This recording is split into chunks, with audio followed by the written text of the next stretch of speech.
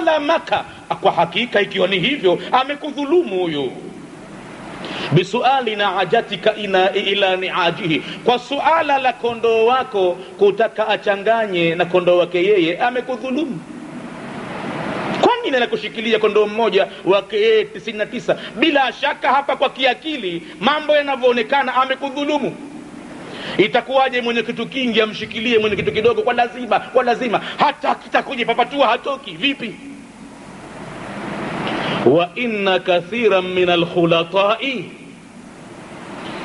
na hakika wengi katika wanaochanganya mambo shirika, la yabghi ba'dhum ala ba'd, lazima hudhulumiana baadhi yao kwa baadhi ya wengine.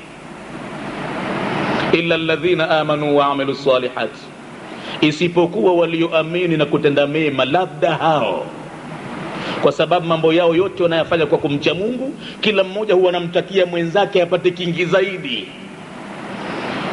Tafadhali chukua, tafadhali wewe, watoto wengi, na kila mmoja anamtakia mwenzake. Wayuthiruna ala anfusihim walau kana bihim khasasa, wanajaribu kuziathiri mpaka nafsi zao, japokuwa wao wanahitajia zaidi kila kitu, basi huwa wako tayari wao kidogo kula hasara. Wa qalilum mahum, na ni kidogo sana wacha Mungu hao. Sasa baada ya kutoa uamuzi ule Nabii Daudi, wale watu wakenda zao katika muondoko ambao ni wa kiajabu. Mtume wa Mungu alifahamu kwamba wale walikuwa ni malaika na wamekuja kumjaribu. Anauma kidole, sikumuuliza wa pili mambo yale.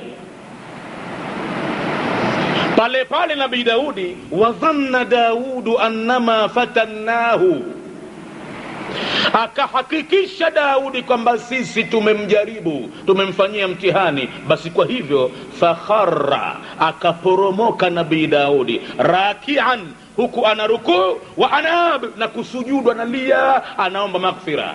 Na katika sijida yake Nabii Daudi alikuwa anaomba afutiwe dhambi za kuhukumu vile. Hii surati Swadi katika orodha ya aya za sida tilawa kwa madhehebu ya Imam Shafi pamoja na masahaba wengi wameiondosha kwamba haimo katika azaimi sujudi. Lakini Imam Malik anasema hapa ni pahala pa kuporomoka kusujudu, kwa sababu mtume akisujudu vile vile. Utaona baadhi ya misahafu kwenye surati Swadi hamna maandiko pembeni kwamba as-sajida, lakini baadhi ya misahafu mengine imetiwa. Wale wanaofuata madhhabu ya Imam Maliki wakaona kwamba hapa pahala vile vile panahitaji kupewa sida tilawa, kuiga kitendo cha Nabii Daudi cha kusujudu hapa na kuomba wapate maghfira.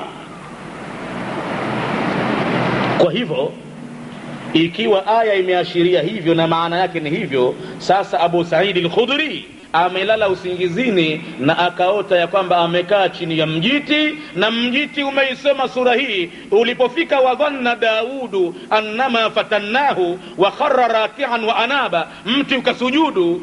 Basi anasema Abu Sa'id al-Khudri, uliposujudu ule mti na uona umesujudu, wasami'tu shajarata taqra'u fi sujudiha, unasoma katika sajida yake maneno yafuatayo. Mti unasema, Allahumma, ay Mwenyezi Mungu, uktub li biha indaka ajra, niandikie mimi kwa sijida hii kwa wewe malipo. Wa huttu anni biha wizra, na uniporomoshe kunifutia mimi kwa sijida hiyo mzigo wa madhambi. Waj'alha li indaka dhukhra, na unijalie mimi kwa sijida hii mbele yako ni akiba yangu ya baadaye. Watakabbalha minni, na unikubalie mimi sijida hiyo kwangu mimi, kama takabbaltaha min abdika Daud, kama ulivomkubalia mja wako Nabii Daudi, na mimi pia unikubalie. Mti unasema maneno yale kwenye sijida. Alipomaliza Abu Sa'id al-Khudri kuzungumza ndoto hii kwa Mtume sallallahu alayhi wasallam alimuuliza Aba Sa'id, wa hal sajadta anta ya Aba Sa'id? Ulipokwisha kuyaona hayo usingizini Aba Sa'id, huko usingizini kwako au baada ya kuamka, umesujudu wewe mwenyewe? baada ya Mwenyezi Mungu kukuonyesha vitu kama hivyo, je, wewe umesujudu? Jiti limesujudu, je, wewe umesujudu? Abu Sa'id akajibu, sikufanya hivyo. Mtume alimwambia, laqad kunta anta ahaqqa bisujudi minha, wewe ndiye uliyekuwa unastahiki zaidi kusujudu kuliko ule mti. Basi Abu Sa'id al-Khudri anasema, wakati anazungumzia habari hii, pale pale Mtume nikamuona anapiga magoti, anaelekea kibla, anasujudu. Wasami'tuhu yaqulu fi sujudihi, na nikamsikia Mtume anasema katika sijida yake maneno yale yale ambayo niliusikia mti ukisema, yani Allahumma aktub li biha indaka ajra wa hutta anni biha wizra waj'alha li indaka dhukhra wa taqabbalha minni kama taqabbaltaha min abdika Daud. Hii ndio sijida tilawa. Kuna baadhi ya wanafunzi wanawake mimi nimeshawaandikia maudhui ndani yake ikiwemo habari hii. Wao sasa wanawake wanajua uzito wa sijida ulivyo. Si watu ambao sasa utawapakia tu kwenye lori lako la swala, nenda vyovyote vile kwamba watakaa pasinje tu. Ni kwamba wanaifuata Qur'ani wanawake. Wanajua sasa kinasemwa nini, na wanakuja basi hawakubali kusinzia. Si kama atakuwa amelala, atalala tolala, lakini wako waliokuwa makini wanaifuata kwamba aya hiyo sasa hivi ni sijida, wako makini. Na wanajua hadhi ya sijida ilivyo, kwamba Mtume kasema, aqrabu ma yakunu al-abdu ila rabbih wa huwa sajid, katika nafasi aliyokurubia zaidi mja kwa Mola wake ni pale alipokuwa amesujudu. Hajapata mtu kuwa karibu na Mwenyezi Mungu zaidi kuliko aliposujudu. Kwa hivyo ilivyokuwa ushafika pale karibu na Mwenyezi Mungu, faakthir min ad-du'ai, Mtume anakuamrisha Muislamu, fanya wingi wa kuomba dua, wa anta sajid, na ilhali umesujudu, fanya wingi wa kuomba dua. لأن أقرب ما يكون العبد إلى ربه وهو ساجد أكثر من الدعاء. Fanya wingi wa kuomba dua kwenye sijida, na wakati unaomba dua kwenye sijida, faqaminun an yustajaba lakum, thibitisheni kwamba mtajibiwa dua zenu mtazoziomba kwenye sijida. Haja yako ulionayo sasa itaje pale. Ikiwa mambo yanakuendea vibaya kimaisha, riziki zinakuwa za wasiwasi, unapambana na tough time, mwambie Mwenyezi Mungu pale kwenye sijida. Imamu anakupeleka pale, mwambie ya Razzaq urzuqni rizqan wasi'an halalan tayyiban mubarakan fihi kama anta tuhibbu ya rabbi wa tarda. Mwambie tena, Allahumma innaka ta'lamu bihali minni, Mwenyezi Mungu wewe ndo unaojua hali yangu mimi kuliko ninavyojijua mimi mwenyewe. Tena mwambie wazi wazi, dhaqat alayya al-ardu bima rahubat, imekuwa dhiki kwangu mimi ardhi pamoja na wasaa wake hivi sasa. Watoto uko nyumbani, mambo mabaya, mambo magumu. Farzuqni rizqan halalan tayyiban, Mwenyezi Mungu nakuomba sasa kilillahi, niruzuku mimi riziki ya halali nzuri, mubarakan fihi, yenye baraka nyingi ndani yake, kama anta tuhibbu ya rabbi wa tarda, kama vile unavyopenda mwenyewe na unavyoridhia. Utizame ukiondoka pale, huenda ukapambana na mtu hapa mlangoni nje ya msikiti, anakwambia kitu kadhaa kadhaa hichi kwa ajili yako na watoto mwezi wa Ramadhani. Hiyo mujarrabun, imekusha jaribiwa, na hivyo ndivyo inavyotokea. Na Mtume hakuna maskhara ya utani katika mambo haya. Anasema fakaminun an yustajaba lakum, thibitisheni mtajibiwa dua zenu kwenye sijida. Sasa watu wanachukulia uzito mambo haya, hawachukulii dharau. Anapotoka mtu mguu mosi mguu pili na kwenda kwenye qiyamul laili, anafatia mambo mle kwenye qiyamul laili. Leo ikitokezea aya yenye sida tilawa, mimi nitaomba hivi, shapanga mwenyewe, shaplan. Khalafu wewe imamu unakuwa absent minded, hupo pale kimawazo, aya imekupita, hupo, na aghlabu yake inakuwa lile zoezi tulilofanya wengine walichukulia kama sio serious, na wakawa katika poor attendance. Matokeo yake ni kwamba hayo yalitokezea ni makosa. Kule kwa upande wa wanawake sasa imekuwa hawamuoni imam kama karukuu kasujudu au kusujudu. Wengine wanafikiria kwamba takbira ile ni kwamba kasujudu, kumbe hakusujudu. Au wanaona wengine pamepigwa jii kimya tu na hivi. Kama watafanya hivyo, ikiwa imamu anaendelea kusoma mathalan anaendelea kusoma na aya sira tilawa ni ile, hamna haki maamuma ya kusujudu. Kusujudu ni makosa nyinyi. Hiyo ndiyo jawabu. Kwa hivyo waliosujudu walifanya makosa, kwa sababu pale alipopaacha kusujudu ilikuwa ni pahala ambapo aliendelea japo kwa aya 1 2 3 mbele. Labda kama ulibabaika zaidi baada ya aya ile ndo akatamka tamko la Allahu Akbar, nyinyi mkadhani kwamba anasujudu kumbe ana rukuu, pale utakuwa huingia makosani kwa sababu hukujua. Lakini kama aliendelea wewe mwenyewe ukaamua tu mimi nisujudu, hapa maamuma utakuwa unafanya makosa ya kumkhalif imamu ndani ya swala. Na imamu ikiwa yale mambo yalimpitikia kwa kusahau, inafaa vile vile kuleta sila sawi, na hata kama hakuleta halaumiwi, kwa sababu jambo lenyewe si katika fardhi za sala, si katika jambo la kubatilisha sala. Hata kama atawacha sijda ya kusahau, basi hana lawama. Lakini amefanya jambo ambalo si zuri kabisa. Kuacha sijda tilawa ni kuacha dhahabu. Hakuna binadamu atakayeacha dhahabu duniani. Kuacha sijda tilawa ni kuacha mali kubwa kuliko mali zote dunia nzima na vilivyomo ndani ya dunia. Mtume anasema rak'atayil fajri, kwa mfano rakaa 2 za kablia zile kabla ya kusaliwa alfajiri ile sadiki, rakaa 2 za kabla zile, khairum minad dunya wama fiha, ni bora kuliko dunia nzima na vilivyomo. Sasa hii sila tilawa basi imepita kuliko pale. Shaitani rajim anapomuona mwanadamu amesoma aya ina sila tilawa na akasujudu, yabki, huwa analia shetani kwa masikitiko makubwa, anasema umira ibn adama fi sujudi fasajada falahul janna. Ameamrishwa mwanadamu kusujudu na amesujudu, basi yeye ana pepo ya Mungu moja kwa moja. Wa umirtu bisujudi fa abaitu, na mimi niliamrishwa ni sujudu nikakataa. Sijida yenyewe ilikuwa ni ya kumuadhimisha Mwenyezi Mungu kwa kiumbe Adam, nilikataa. Falia naru, basi mimi kwangu mimi imekuwa ni moto umeniandama. Analia shetani na anaondoka amekata tamaa na mtu yule kwamba hamuwezi.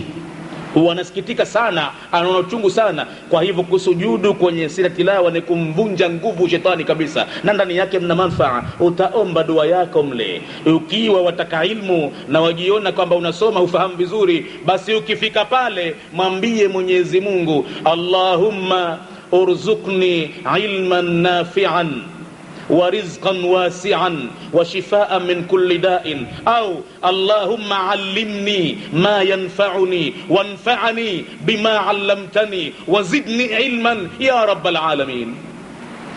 Allahumma allimni ma yanfa'uni, Mwenyezi Mungu nifundishe mimi ya kuninufaisha, wanfa'ni bima 'allamtani, na uninufaishe kwa kile ambacho umenifundisha, wazidni ilman, na unizidishie elimu ya rabbal alamin, ewe mola wa viumbe vyote. Alimradi pale mtu sikitikia haja yako ulionayo, na kama kuna maradhi basi omba dua. Ikiwa wataka mtoto pale mwambie Mwenyezi Mungu kama alivyosema Nabii Zakaria, Rabbi la tadharni fardan wa anta khairul warithin au anta arhamur rahimin, Mola usiniache peke yangu, na kuomba Mwenyezi Mungu niwe na mrithi na mie vile vile.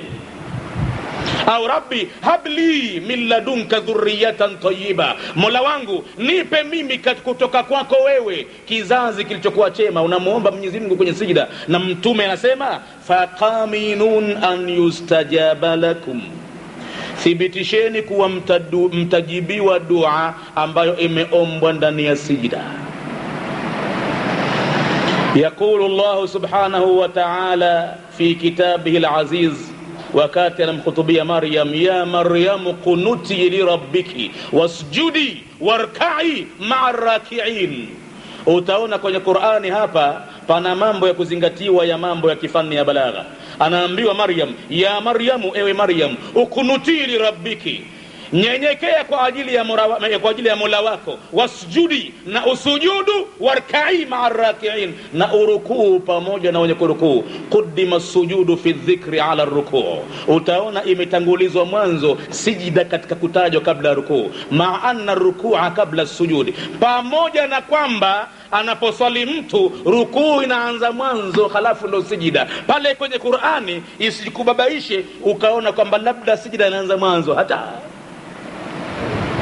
قدم السجود في الذكر على الركوع لأن التقديم هنا تقديم مرتبة, kwa sababu utangulizi wa pale ni utangulizi wa hadhi, utangulizi wa daraja, utangulizi wa cheo, kwamba sijida ina utukufu kuliko rukuu katika mambo ya sala. Taqdim wa taqdimu makanatin la taqdimu makani, na kutangulizwa cheo kutajwa mwanzo sio kwamba ianze hivyo kinafasi yake, kwamba ianze ni sijida mwanzo halafu rukuu. La. Kwa nini pale kwenye Qur'ani inaanza sijida mwanzo na halafu rukuu? Lianna aqraba wad'in takunu fi salati wa anta sajidun, kwa sababu katika pahala ulipokurubia zaidi kwa Mwenyezi Mungu, hasa unapokuwa umeswali, ni pale unapokuwa umesujudu, pale umekurubia zaidi. Fajitahidu fi duai, basi jitahidini waja kumomba Mwenyezi Mungu dua pale. Sasa maimamu wa tarawih, sasa mnaiona hiyo faul iliyofanyika jana, ni kwamba imewakorogea watu ibada zao, na kwamba imamu amekusha apologize. Yeye amemwambia basi ni binadamu, lakini namwambia umefanya jambo kubwa, lazima utapata masikitiko. Wallahi usiku wa ujacha masikitiko yamekuja. Kule wanawake wametiribuka na ibada zao, wengine wameamua kusujudu na wengine hakusujudu. Zaidi yake imetokea shetani ndani yake na kuchekana. Waliosujudu kama imam hakusujudu wamefanya makosa ya kukhalifu imam. Hakuna ruksa kwenye swala ya jamaa kwenda kinyume na kitendo ambacho anafanya imam. Tena Mtume akatahadharisha, ikiwa ni maksudi, anaweza mtu kutoka ndani ya sala ya jamaa akiwa na uso wa punda ghafla moja tu, kwa sababu ya kwenda kinyume na imam. Imam hajarukuu na kwenda wewe mwanzo, imam hakusujudu na kwenda wewe mwanzo, basi unaweza kujishtukia kwenye sala umeondoka, utahamaki kuna bichwa la punda, mashikio ya punda, domo la punda, pua la punda. Na ukifika nyumbani matahamaki, watoto wanamkimbia, sema si baba yetu sisi. Resi, vibiru mlangoni, njia watu 10, sie, itakuwaje punda? Ghadhabu za Mtume kazionyesha hivyo kwenye sala ya jamaa. Lakini ikiwa ni kutokujua, basi yaliyopita yashapita. Lakini kwa upande wa maimamu, basi mzidi kuwa makini wakati mnaposalisha. Muwe mnaifuata Qur'ani kwa maana, muwe mnasoma kitu mnachokijua, kwamba sasa niko katika aya gani, sasa ninasema nini, sasa niko wapi, hapa Mwenyezi Mungu anazungumza nini. Na kwa hivyo msifanye mambo ya la tubaghidhul ibada ala Allah, msiwabughudhi waja wa Mwenyezi Mungu katika ibada ya Mwenyezi Mungu, mkafanya mambo mpaka watu wakakasirika, akafanya hivi kafanya hivi. Ni makosa yamepita, na hiyo ilikuwa ni upande wa mambo ya careless. Upande wa dharau ni kwamba kila siku huambia mie vijana, amsome Qur'ani nyinyi mwaka hata mwaka. Kwa kuwa ninakukamateni mwezi wa Ramadhani, mimi ninakamata kanzu zenu, ndiyo tena pale inakuwa mtu anajizoazoa, anajikusanya, anasoma Qur'ani siku zile. Qur'ani mwaka mzima nyinyi mnaiacha muisome, alafu inakuja idhara kila mwaka. Tukifika hapa makosa yale kwa yale, kama ulimkosoa mtu mwaka jana na mwaka juzi kwenye aya hiyo hiyo, na akifika aya hiyo hiyo utamkosoa tena aya hiyo hiyo. Mimi nilikuwa sikubali mambo hayo. Mimi nilikuwa sikubali mambo hayo kwa sababu wakati niko mdogo sana, chini ya miaka 30, kule msikiti Gofu, na wakati huo msikiti Gofu sio leo, walikuwa na upungufu wa maimamu katika swala za tarawih na witri, na wakati huo ni msikiti Gofu sio leo. Wakati huo ndo mashekhe wa Unguja wanaotikisa kutoka ukutani wako pale wote. Tegemeo la Zanzibari liko pale. Walikuwa na upungufu pale wa maimamu. Marehemu Ahmed Hamid Mansab amekuwa ni mgonjwa na ameshughulishwa sana na kazi. ikawa sasa wanamtafuta mtu wa kuziba pengo pale. Sheikh Saleh Salim Zagar, kwa kuwa mimi ananielewa wakati anapokuwa darasani kwake, siku hizo mimi ninahudhuria ninasoma, mwanafunzi hunipisha baadhi ya siku kusalisha, mwenyewe nilikuwa wakati huo na vipande vyangu vya sura vyangu nimehifadhi 1 2 3 10 15, basi ndio hivyo. Wakati huo ilikuwa Qur'ani sijaizunguka barabara kuisoma vilivyo yote. Akani point, akanambia twende kule unahitajiwa ukaswalishe witri tarawih. Mie siwezi, napaogopa pale penyewe hivyo. Akanishikilia kwamba unaweza. Tahamaki moyo wangu baadaye ukawa unasema kwamba utaweza. Nikenda, lakini ilikuwa mchana kutwa, ile sehemu ambayo nitachukua mimi au juzu nzima ya siku ile, mimi ninaikalia kitako, ninakwenda zangu pahala, basi ninaisoma kuliko mara 30. Na nikikuta aya ambayo inanifanyia tabu kidogo ngumu, basi nitaipitia aya ile mara 60 70 mpaka nijue kwamba hata kifuani shakaa aya hii sahihi. Nikifika pale mimi wale hawanielewi siri yangu, mimi ninakuwa hero mbabe, na wanaulizana kasema wapi mtoto huyu. Tukenda zetu, hata siku hiyo nikaja nikakwama kwenye aya moja. Hicho kidonda kimekuwa kidonda cha maisha kwangu, sisahau maisha mpaka nitakufa. Nilipita kwenye sura, ndani yake mna aya, natumaini sura Al-Mumtahana, aya inasema inna buraa'u minkum wa mimma ta'buduna min dunillah. Kipande hichi mimi nikawa yale maandishi sikuyafahamu vizuri. Kuna baadhi ya misahafu inababaisha, na walikuwa wakitumia msahafu mgumu kidogo. Mimi siku zile bado niko chini sana kwenye Qur'ani. Pale mimi nikapita inna bura'u, sikusoma buraa'u, nikasoma bura'u. Saleh Zagar nyuma yangu akaisoma ile aya, akanambia bura'u, miguu ile nitetemeka pale.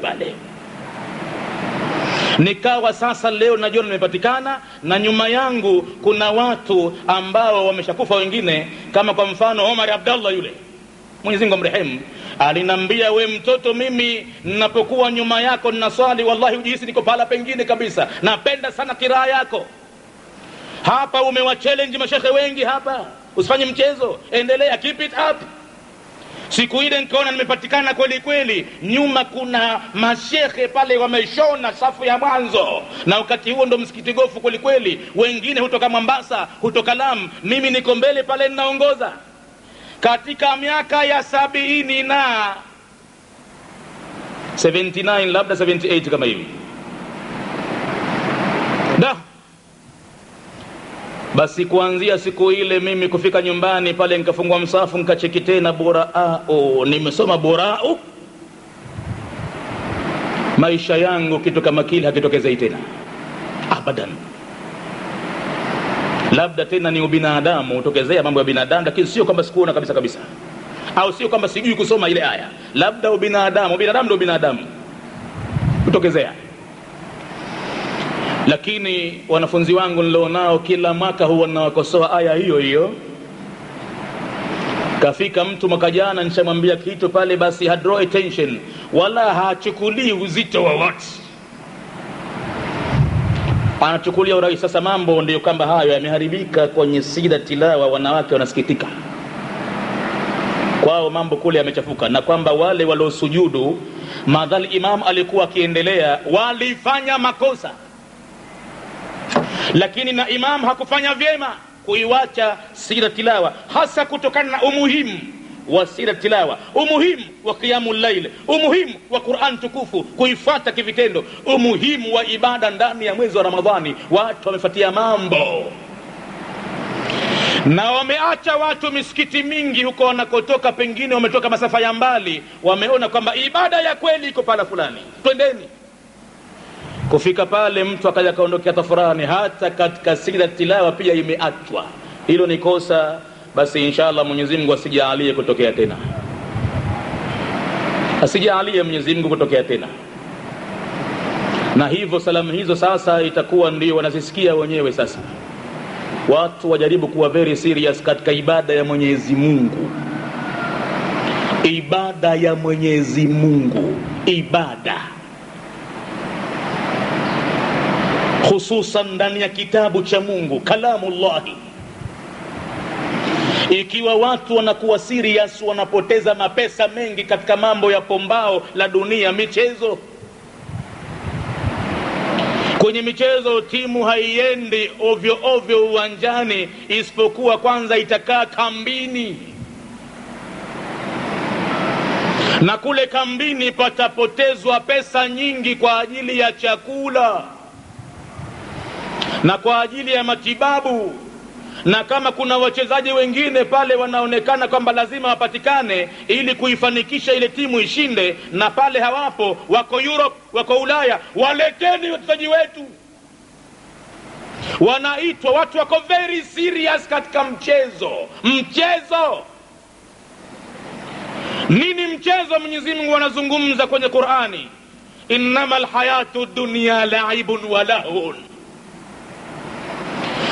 Hakika maisha ya kidunia ni pumbao na mchezo. Wa inna ad-dara al-akhirata lahiya al-hayawanu, huwa mji wa akhira ndio kwenye maisha ya kweli. Sasa sisi tunafanya mchezo kwenye ibada, wenzetu wako serious kwenye mchezo.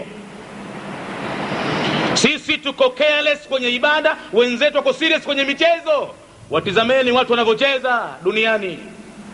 Ataitwa mchezaji aje katika nchi yake, anahitajika pale halan.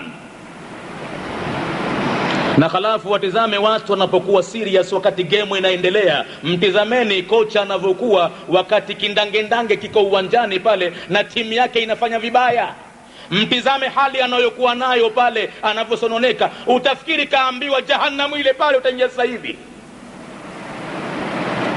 Namna anavyokuwa, namna anavyohangaika. Nini kile? Mchezo. Wako serious kwenye mchezo, kwa kuwa ndani yake kuna ushindani. Pana kushinda na kushindwa, na kwenye kushindwa watu wanapoteza pesa chungu nzima. Kuna mambo ya kufukuzwa mtu kazi mara moja, kaambiwa basi kuanzia leo tukutaki tena. Mbali ya kufukuzwa kazi, kuna hatari ya kuuawa katika baadhi ya miji, kwamba huyu pengine kafanya makusudi, timu hii kaiangusha, kaiangamiza, muweni, tahamaki mtu kwa risasi. Watu katika mbugano mchezo. Sikwambii tena katika ibada. Muislamu unapokuwa mbele ya Mola wako, yataka pale uoneshe ile seriousness yako ulionayo, kwa kuwa unataraji Mwenyezi Mungu ibada ile ailipe vizuri. Jambo ambalo unalihitajia kwamba upate kitu ndani yake, upate faida ndani yake. Tazama unavyoliendea mbio, unavyolifanya, husukumi, huondoi njiani, hupeleki tu itavyotokea ndio hivyo hivyo, unapeleka makini kabisa. Na Mtume anasema inna Allaha yuhibbu idha amila ahadukum amalahu an yutkina.